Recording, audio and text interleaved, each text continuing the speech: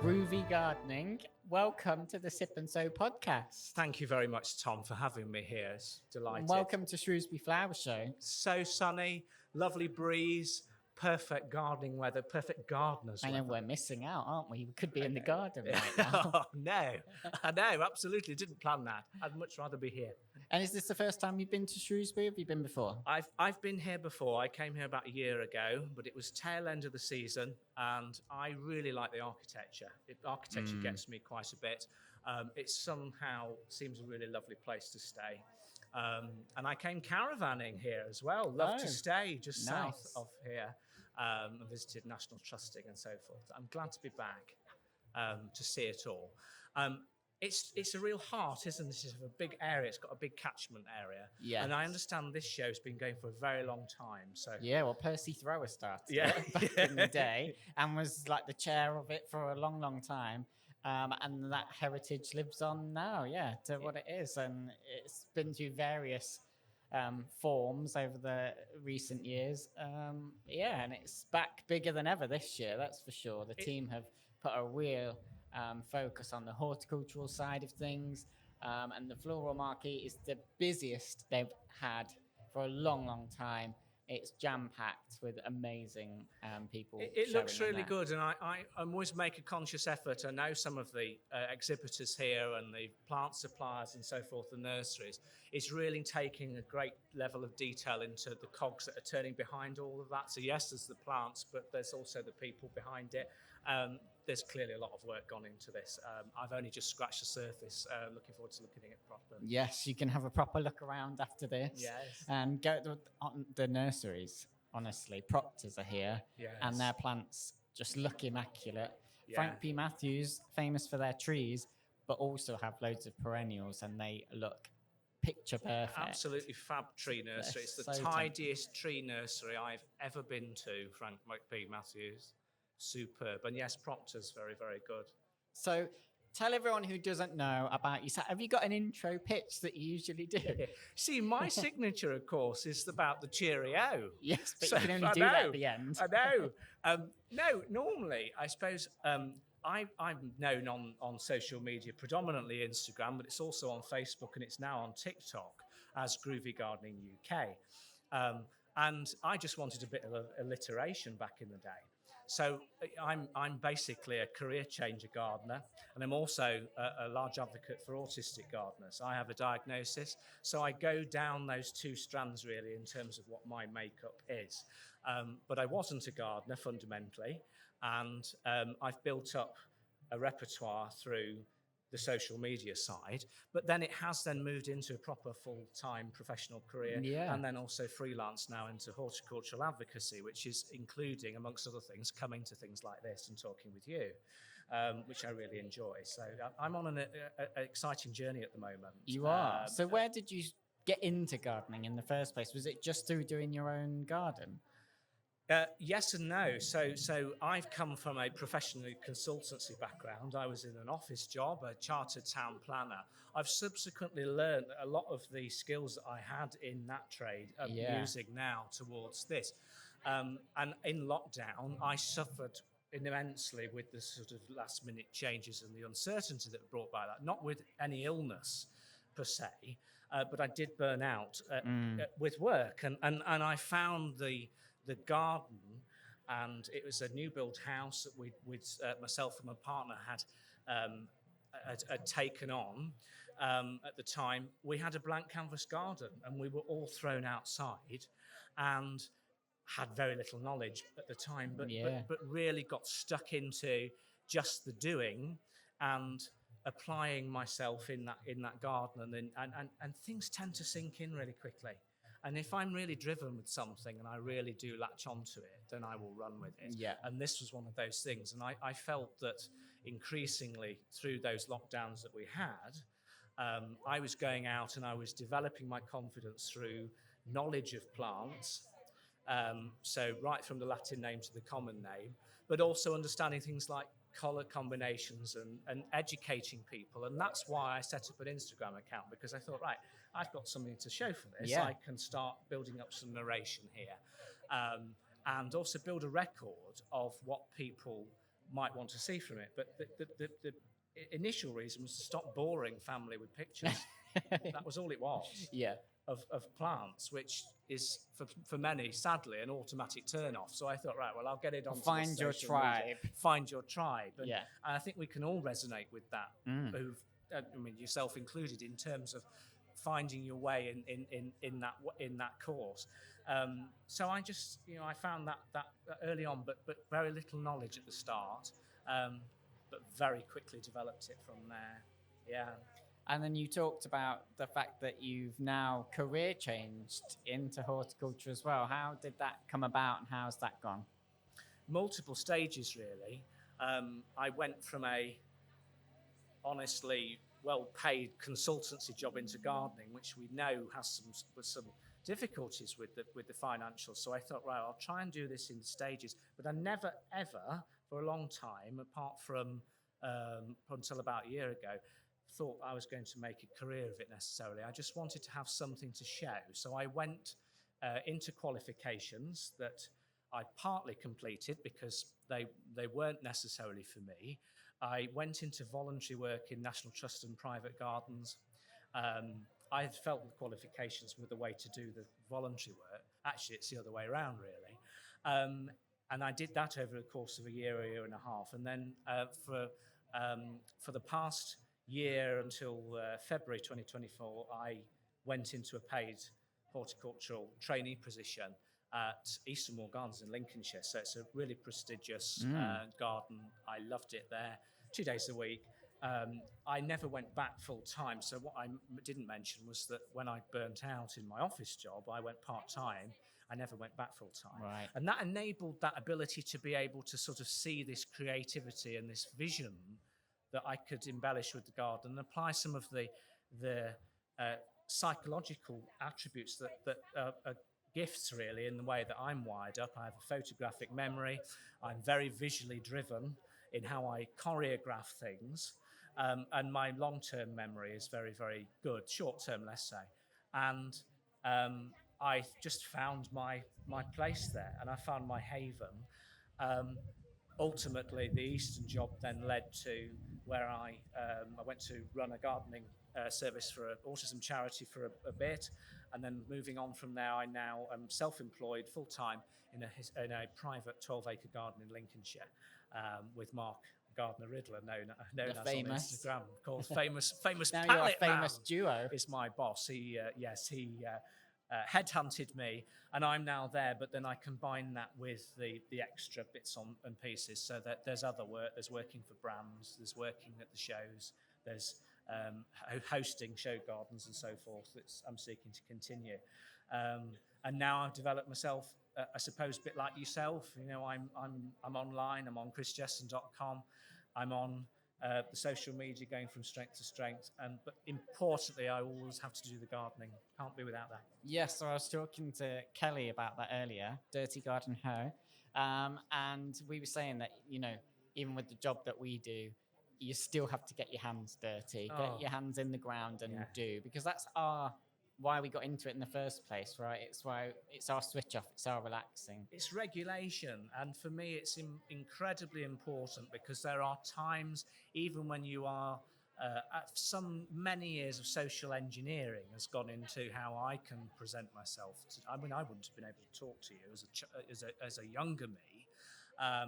So I've gone through the engineering, but you still have to be aware of your limits. And sometimes I don't always get that right. But the gardening is a massive tool for me to be able to emotionally self-regulate.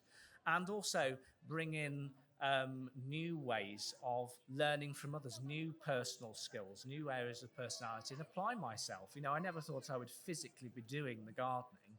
I never thought I'd be doing the DIY element of gardening. I mean, I laughed at myself for doing that. That's If the I bit could I prospect hate, of the doing DIY well, bit. I'm still not great at it, but it's the application of it surprises me sometimes. But I'm with you on that deep down. Get someone else to do it. Exactly, I am totally, really, I'm just on a lovely journey, and I hope that I can just continue proving myself. But I do a lot of other work as well. I'm an ambassador for Green Fingers charity as well. Very passionate about that. I've been doing that for a couple of years, and I can say today that I've been taken on to be one of their first gardeners at one of their sites. Amazing. So that's excellent. Actually, as an employee. So tell me a bit more about that. Tell me a bit more about Green Fingers and the amazing work that they do, because I know, but a lot of people probably don't know the amazing work that they do. They're a national charity, and I first became aware of them through their through their patron, Anne-Marie Powell, the garden designer. And Green Fingers charity provide garden spaces for children who are in end-of-life care, so hospice care. But it's the wider context of that. It's their families and the staff that support those children. Those garden spaces are created holistic if all of those combined. They might have a sentimental value, they might have a message behind it, and Green Fingers provide the resource in the labour, the plants, of course, the growing medium and everything. So the fundraising all gets channeled into that. It's an incredibly pivotal charity, and we have gardens nationwide, and we're seeking to grow those. There's one local to me, which is why I've become more predominantly involved. But actually, to be honest, ambassadors travel the length and breadth of the country or log in online because we care and we want to champion that. And you'll find Green Fingers is supported in all manner of ways. If you come to a show like this, sometimes a show garden will be for the aid of Green Fingers, for example. Yeah. And you found horticulture, as we've talked about, but what made you want to start? Well, like you said, to not bore your friends and family, but did you think that it was going to become more than that, not just not boring your friends and family, but to become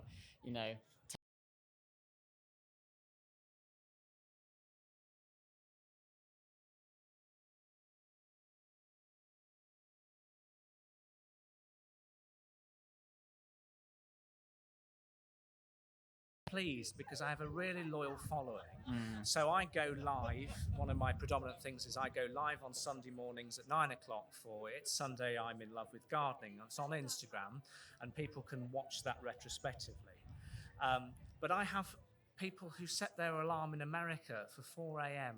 Wow. their time, and they will religiously watch that live. And it might just be me in the greenhouse waffling, to be honest, because the weather is terrible. But they are purposely setting the clock.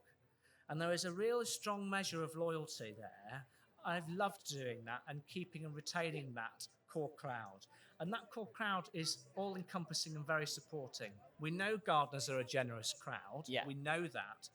But actually, this is a little bit more than that. And people are professing that they are friends of you. We've got to get over this notion that online people are virtual bots. Because in the gardening world, certainly, that's been... No. Well, not when you're gaining real, genuine followers. And that's the nice thing about doing it organically, and it grows organically, that you get the most lovely people follow you who do basically become friends, don't they? And I do make the effort to meet people. And if people do come up and see you, and you think, oh, my word, and people go, can I have a photograph? That's happened. And it feels a bit strange, but I always make the effort. Yes. I will always try and make time to people. I'll go and visit. I'll always go and visit people in their businesses. So off the back of this, I'm going to see people. That's my motto. I want to have a friendly, welcoming face, and have some knowledge as well. And people follow for authenticity of spirit, sort of positivity of message most of the time, and also that kind of, for some people, I narrate in a sort of calmness that some people seem to like. And they're the kind of three attributes that really sort of underpin the groovy gardening account. But because of the way that I'm wired up as well, there's quite an individual way in which I present. I'm very honest and very true, and that sometimes will cover the gardening stuff, but it sometimes cover things that don't go so well. But that also means that then it's relatable. It's relatable Yes, delivery, exactly. and You're I'm a real going to stick to person. those. Yeah, I'm going to stick to those principles. I think it matters. But did I expect it to go the way it has now? I really didn't. I thought it would be an educational thing for me, and I also thought it was just famous people that might be online doing gardening when I joined now you're Instagram. one of them.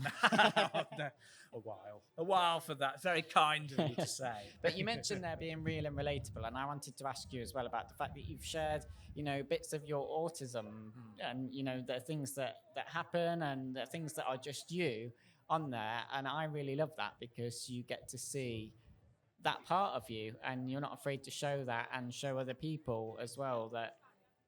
Otherwise we might not be thinking that you go through those periods and, aware of that. And so, what made you want to share that more? Well, I have actually always been an advocate. So going back, where I've said that there's some transferable, not just skills, actually values in the gardening work from previous years, is that I used to work for the National Autistic Society as well. I was a public speaker on their lecture postgraduate degree programs. And I've been diagnosed with autism for 25 years. I was originally very, very fearful of it. And there are still some enormous struggles with it. However, the redeemable features are so profound that when we are in a world that still statistically only 16% of adults with autism are in full-time work, on average. Don't quote me on that, but it has been proven, I think, roughly about 16%. That's in any sector. Now, I find horticulture is a brilliant sector for harnessing that potential in the individual. If you're a quiet individual that struggles with your social skills in some ways and have communication difficulties, pricking out and potting on plants in a nursery might be a brilliant asset to somebody like that, and they would be an asset to an employer. But if you're a more gregarious, outgoing person on the spectrum that perhaps is more like me, again, it allows you to fly with that camaraderie of who you are and your personality. And we should embrace that really more autistic individuals. So I've always been an advocate. I would say more of an advocate anyway for a lot of disabled. I've done a lot of work in supporting disabled people more widely. But I think from my own tribe, why not? I've seen great potential, and that's why in terms of the gardening and horticulture, lending a helping hand to so many out there that are lost or perhaps have been late diagnosed and wondering what the heck they've been doing all their life and struggling, and actually this might be a good avenue for them. But they need role models, and they need people to feel that they can be behind them all the time. Yeah. So we might just be about to be run over by a Lamborghini. Won't get any plants in that, I assure you. But no, you won't. There's no boot on that. I told them. I said to the Lamborghini, I said, it's not interested well, and they can't get any plants in the boot. No, we need an estate, basically. Yeah, exactly. And a good old Volvo. Yeah. Yes. That's a good gardener's car, isn't it? Absolutely. But yeah, you're right. I think people, as well, just like you said about the fact that there are not many people employed, it's just being able to show, that side of things as well, I think is really important. It is. And making people think in that way as well. Yeah, and it covers all aspects. So of course it covers the tricky times, but it does cover the other times when there is a kind of can just reel off a vocabulary of plants with a click of a finger as I'm walking around the garden, because the sight of those plants in combination trigger specific memories that perhaps a neurotypical person might take a bit longer to generate that on average. And it's just noticing those specific assets in an individual. It's really vital, and there are so many people that have got potential and just need a bit of guiding support. And actually, horticulture, we've got to move away from this sort of STEM subject.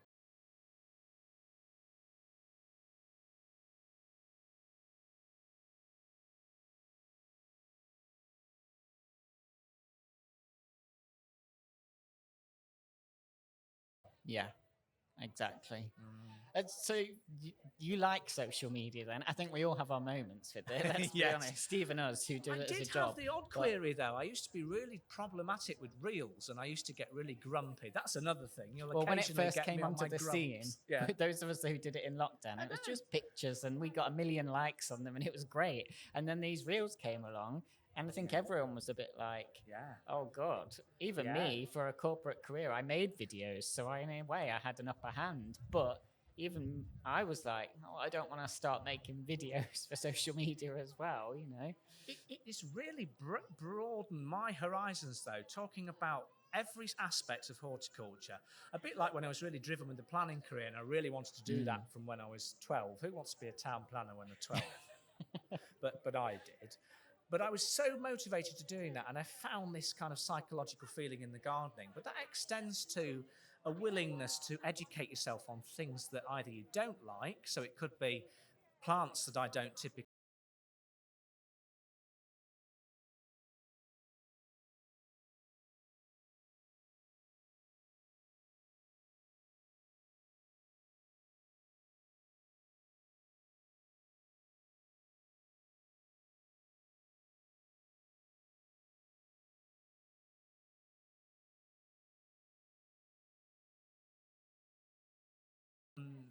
I've been doing works on Media Pack, for example, for groovy gardening.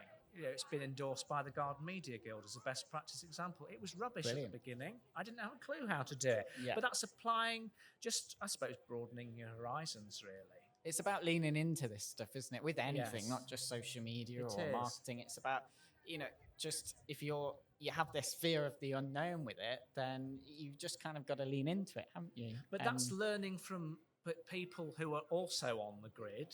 Yeah. So, and you've talked about this, and others have talked about this, is going into with your instinct straight away. I know others have said that to you as well on this very podcast, and I believe that's true. But actually going in with that fear is vital. You've got to have that fight or flight response. You care. You care, shows you care. You've got investment. And I fully endorse that.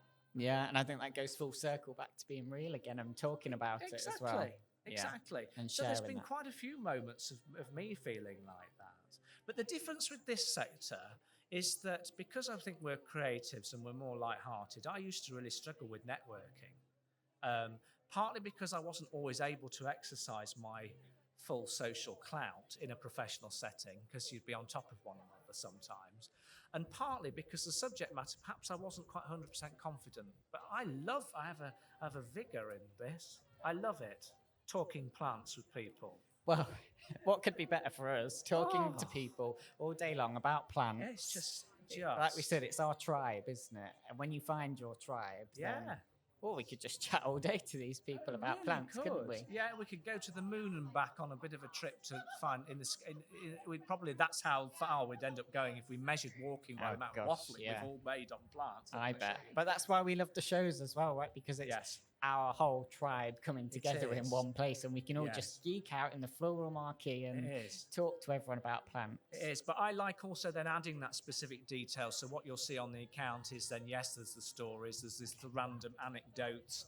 I will talk to the nurseries. I will pick out specific points. I'm not the only one doing that, but I believe that's important. And looking at sort of unusual details in a plant that perhaps somebody hasn't recognised. The general attendee might not necessarily notice that, bringing that to attention. It's all the small details, isn't it? It's all in the details. Again, that's the condition coming in. Attention to detail is very strong in it. So what's next for you? What can we expect? I mean, not that you want any more change, I think, at the moment. I've got a lot of change. I think you're a bit like me, though, in a way. Like, I think change is a good motivator. Like, you might have changed a lot, and it does feel like a lot, and it's definitely very emotional to go through all of that change. But at the same time, it's a driver, isn't it? And in a way, you kind of want to keep going with it and seeing what happens. I think whilst, and we all entitled to a panic zone every now and again, and yes, certainly I've had those. It is an instigator. It allows you to take stock. You do a lot more reflection, I think, when you're in that kind of, oh my word, what am I doing? Yeah. But I think it does. I don't always get things on paper. Like, I mean, better now being self-employed. It allows me to got realistic goals. So actually, even in adversity, I've found that actually I've gone out of that with setting personal goals much better than I ever used to do. Yeah. I've been very driven in what I said I wanted to do, but certainly going forward, more working at the shows. I'd love to do a show garden. I've put that on in public record on the on Groovy Gardening account. I've not said when or where. I don't want to over egg it in terms of I want to make sure that I prepare myself, my team, my vision on that as best as and as long as I can. It'll take as long as it needs. But yes, building up the Groovy Gardening account, the brand behind that. I'm already engaged with work. I'm at Glee Birmingham in September. I'm at Gardeners World event. Work for Green Fingers, of course, just been taken on by them. So that will take a bit of time, continuing that ambassadorial work. And I'm also going to be doing fundraising for them, walking the coastal path of Guernsey for Green Fingers in March, 39 miles. Lots to look forward to. And then my current gardening contract is until October with Mark, so we'll see where that goes. But yes, as I said, want to still get my hands in the soil and mould everything around that. So you've got plenty to keep you going then and get stuck into. Yeah, absolutely. Yeah, always a busy person. Well, I look forward to keep following you, obviously, and seeing what you get up to next. If you don't follow Chris already, he's Groovy Gardening UK. And I'll let you enjoy the rest of the show, and I'm going to be watching to see how many bags of plants you come back around with. I've not bought my trolley. Dear me. You'll have to borrow mine. Thank you very much. Always very kind. Thank you. Tom. Lovely to have you on. Thank you for having me. And you're going to have to give us a cheerio to finish, Absolutely. Right? So for those of you who don't know, I always end everything with a cheerio. So from my appearance at the Shrewsbury Flower Show 2024, I say a jolly good cheerio. Have a good day.